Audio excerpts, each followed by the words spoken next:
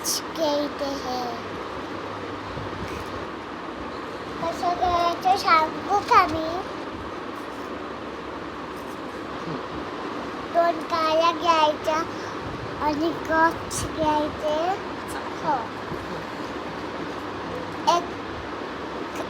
2 काळी घ्यायची 1 कप घ्यायचा